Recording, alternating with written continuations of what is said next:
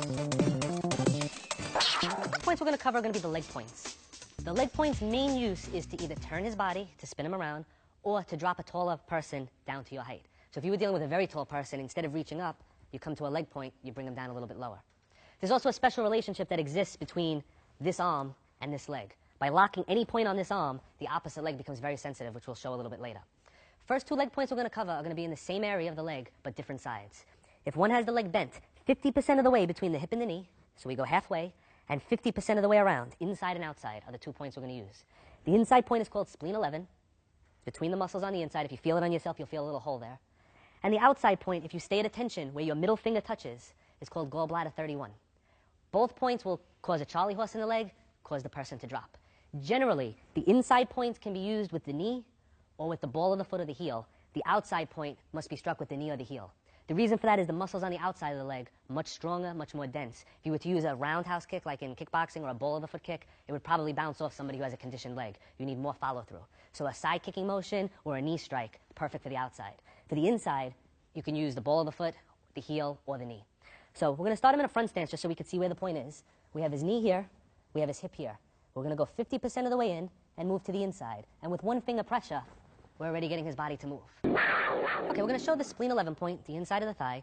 As he grabs, one leg will be in the front of the other. If this leg is in the front, we're going to attack it this way. The other leg was in the front, we would attack it that way.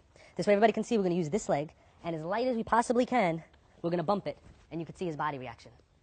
Any more power, he's going to drop to the ground. What you saw is he let go of the technique, and if I held on to his arm as I did it, I would retain control to follow up with another shot.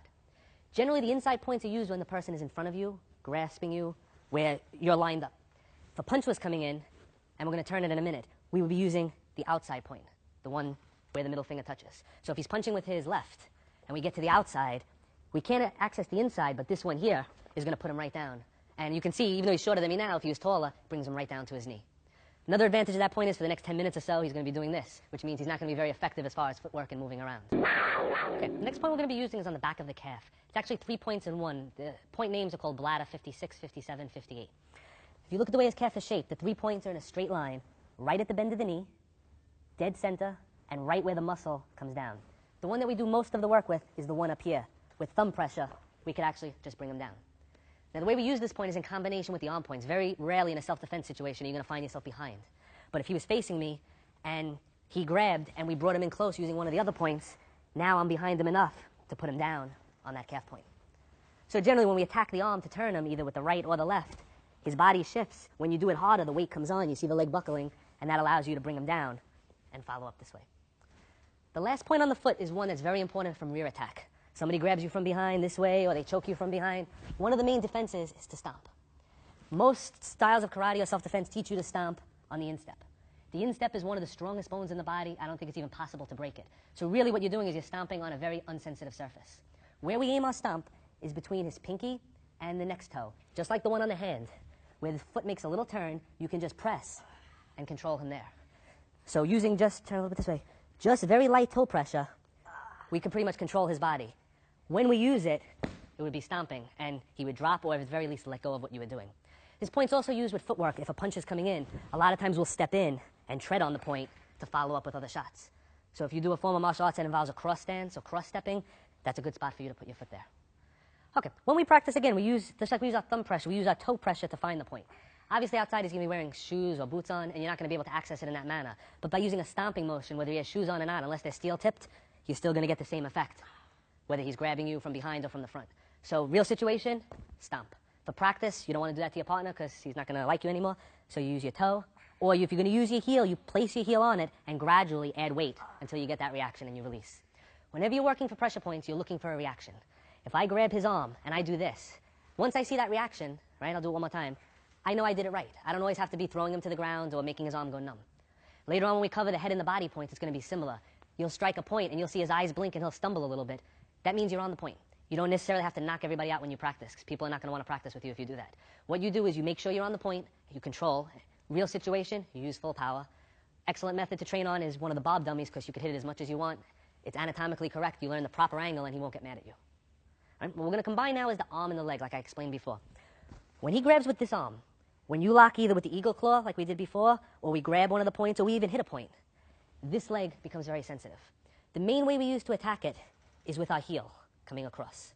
The reason for using the heel is it's harder than the other parts of the foot, and when you have shoes on, the toes tend to wiggle. So the heel is going to cut into the inside point. Now, when I strike this point, like we learned before, his body turns. If I kick that leg without using the arm, his body turns. Right? Just keeping these bent a little so I don't hurt them. When you do them together, his body turns and he tends to drop. So whether he was going to punch you, grab you, whatever he was going to do, he's not doing it anymore. And it's a very quick move. I'm not going to do it again with power, but as soon as he's here, you just shoot up and extend out. So now if you were very weak and had no power at all, you're using a weak point of his arm and a pressure point to turn him, a weak point of his leg and a pressure point to turn him, and you're doing it at the same time, which tends to shock his system. He can't be prepared. He may know this is coming, but when he feels this, he can't resist in two places at once. Also, if you notice, this arm is completely free, so as soon as you hit, this is here to finish him right away. So before he finishes moving, your technique should be done. He should be on the ground. The last point that we didn't cover, right, we're going to roll his pant up again. Between his ankle bone and where his calf muscle comes to an end, halfway between these 2 points, behind the shin bone, you press it and he feels it, but this is not how we use it. We generally use it with a scooping motion. And this is one that's much more effective with shoes on. He grabs, let's just use one so they can see it, whichever foot's in front, you're going to scoop. And it makes his leg do that, which very nicely, we'll do it slow once he moves it, very nicely sets him up for the other side and brings him down to size again. This can also be used in a situation if you've brought him down and you've stepped in and you could actually use the heel to kick it out that way to bring him down. Again, when you're using the shoe, the hard edge of the shoe is your striking point. When you're not using the shoe, you want to use the heel area and just let it kick in. It's very little quicker than if his leg is here and you move that way. It's a very fast move. So he's grabbing, he's looking at you, you're watching this arm, you come here, he thinks about that, you go somewhere else. Generally in a fight, person's going to be looking at your eyes, looking at your shoulders, looking at your arms. If you try to throw a nice high kick, it's going to look good, but he's going to see your whole body react. When you throw one of these kicks, your upper body doesn't move at all.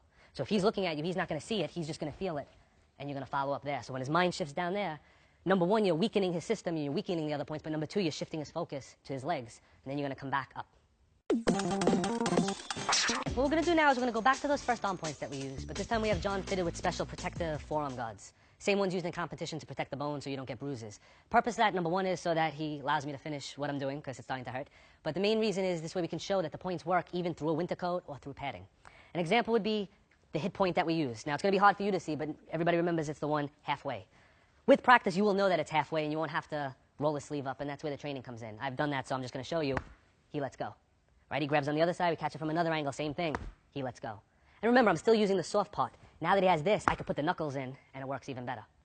What we're going to have him do is grab different spots. Basically, there's only so many ways somebody can grab you. They could grab your arm, your elbow, your shoulder. They could do it on the other side. They could double grab. They can choke you. That pretty much covers most of the grabs. All of those grabs, most of the time, are going to start with an arm point and then follow up with a head, neck, or body point, or maybe even a leg point.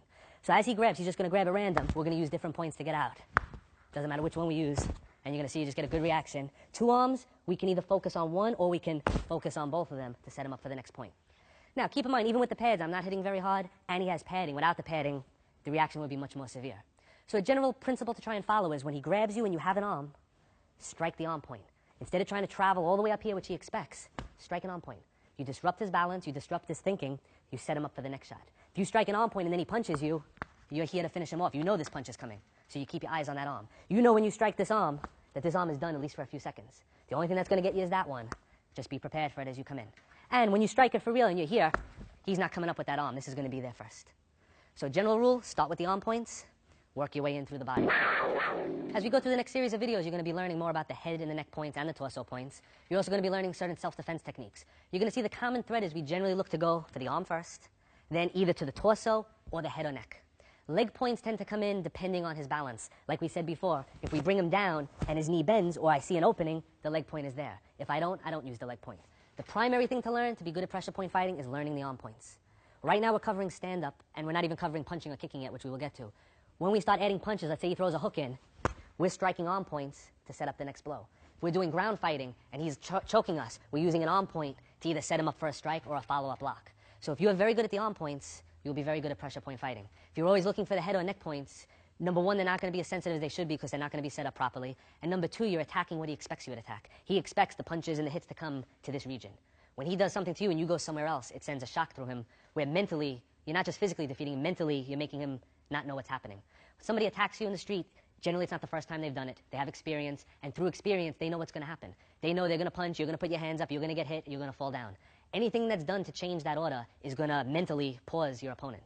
So you're freezing him mentally. And while he's in that little indecision in his mind, that's your opportunity to follow up with your strikes.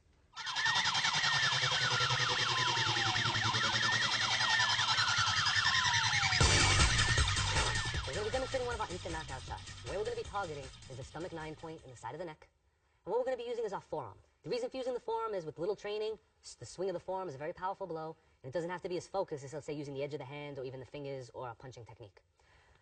With this motion, this could come after blocking a punch, this could come off of a grabbing. For his safety, we're just going to demonstrate it off him grabbing. This way, we minimize the motion and nobody gets injured. So we're going to have John grab nice and tight. We're going to focus on this point. We're going to use the forearm, and we're going to bring him right down. All right, once we maintain grappling position, both arms are in position to strike him. So rather than bringing him to the ground with a throw, we're actually going to do a knockout technique involving the area around the temple, which are some points that we haven't really covered. We're going to slap. We have the temple, the corner of the eye, and the bridge of the eyebrow, which forms a nice big circle that's just going to get slapped. And on the other side, we're going to use the ridge hand to strike all bladder 20. From grappling position, as we're searching for a move, this hand is free to strike here. This hand is free to strike here. So what we're going to do is we're going to lock up, we're going to bring him down, and we're going to show the basic knockout, and he's going to drop. Okay, the last point on the shoulder region is exactly at the apex of the trapezius muscle. So basically, we divide his neck and his shoulder in half this way, and we divide it in half this way. And this is where we're going. And we can actually press it and get some effect. Because this is a big muscle, the muscle actually protects it and the point lies underneath it. So generally, we want to strike it inward this way or using our forearm.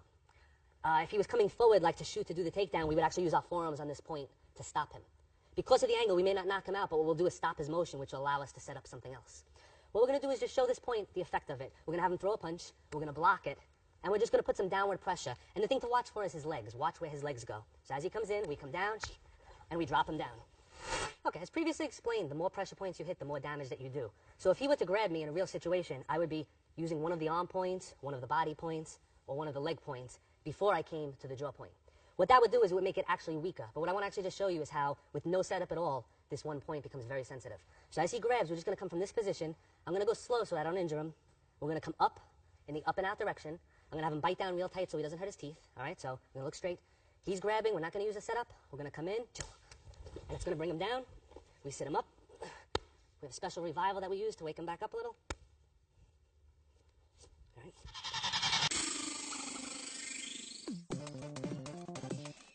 At this point, I like to go over the proper revival techniques. The purpose of the revival techniques is to wake your partner up if you do a knockout, but most importantly is to make sure that he doesn't have any adverse effects. What can generally happen if you knock somebody out, they will wake up on their own, they want to stay asleep forever. But when they wake up, they're going to have headaches, their stomach's going to hurt, they're just going to feel almost like they have a hangover. With the proper revival, you're restoring energy, basically that you took away with the strike, and you eliminate that effect. The first type of revival is what we call arm revival, basically any of the arm points that we strike.